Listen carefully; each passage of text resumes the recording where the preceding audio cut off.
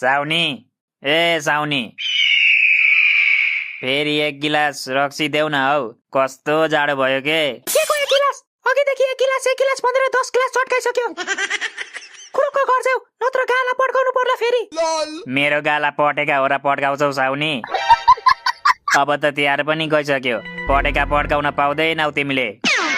मेरो दिमाग नतता ओइ छिटो गर्छौ तिम्रो बुढीले फोन गरिसक्यो मलाई मेरो बुढी मेरो बिहे भइसक्यो र म त भर्खर 5 वर्ष पुग्दैछु त अंकल तपाईलाई धेरै चढिसकेछ घर जानु के अब ओइ कसलाई अंकल भनेको तैले कसलाई अंकल भनेको अहिले एक दिएर उडाइदिन्छु है अच्छा आफै झाप भएर उडिनाछ हामीलाई उडाउँछु भन्छ यार यो जडी आस्ते हो के बाबु यसको मुख नलाग बरु भन तिमीहरुलाई के ल्याइदिउ हामीलाई 3 कप तातो चिया ल्याइदिनु अनि 3 प्लेट चाउमिन पनि ल्याइदिनु ल आन्टी के बोले भाइ ओइ पागल भइस चियासँग चाउमिन कसले खान्छ म खान्छु नि मेरो त चाउमिन फेभरेट हो जेसँग पनि खाइदिन्छु त्यही भएर त अनुहार पनि चाउमिन जस्तै भएको रहेछ अरु खाजामा के छ आन्टी अरु चना चिउरा छ सुकुटी छ आलु चप छ अन्डा छ अन्डा त हामीसँग पनि छ आन्टी ओइ के भन्दैछस् त के भनेर हामीसँग अन्डा छैन त घरमा त के छ नि घरको कुरा गरेर हुन्छ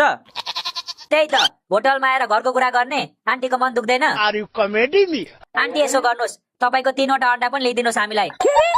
तपाईको अन्डा होइन के तपाईले बनाएको अन्डा ल्याइदिनुस् भन्न नरिसाउनु ल आन्टी यसलाई बोल्नै आउँदैन के केही छैन बाबु घरि मिस्टेक भइहाल्छ नि अनि चिया चाहिँ दुध चिया ल्याइदिउ कि फिका चिया ल्याइदिउ दुध चिया नै ल्याइदिनुस् आन्टी तपाईको दुधको चिया एकदम मिठो लाग्छ मलाई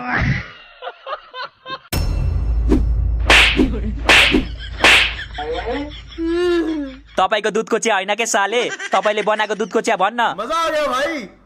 यसपालि खासै जाडो छैन है केटा हो मलाई त जाडै भएको छैन सिरक भन्दा बाक्लो ज्याकेट लगाएपछि कहाँ जाडो हुन्छ त नि यो ज्याकेट हेर्दा मात्रै बाक्लो हो के केही काम छैन यसको त्यसो भए साटौँ न त तेरो र मेरो ज्याकेट मेरो त ओरिजिनल हो नि फेरि तेरो बाउले भन्ने होला हो यार हो 100% ओरिजिनल हो यसको ज्याकेट यसले यो ज्याकेट कहाँ किनेको थाहा छ 500 मा 2टा आउनुहोस् मौकाको फाइदा उठाउनुहोस् भन्ने ठाउँ हुन्छ नि हो त्यहाँ किनेको यसले यो ज्याकेट अबे साले ओइ त यसको कुरा नसुन त गफ लाइरा छ यसले मैले 5000 मा किनेको ज्याकेट हो के यो किन्छस् 5000 मा तेरो अनुहारै 500 को छ 5000 को ज्याकेट कसरी किनेस् तैले उडा जति मजाक उडाउनु छ उडा मेरो नि दिन आउँछ तेरो दिन आउँदैन तेरो रात आउँछ रात किनकि उल्लुले दिनमा देख्दैन रातमा मात्र देख्छ ओइ को त्यो बौला जस्तो हाँस्ने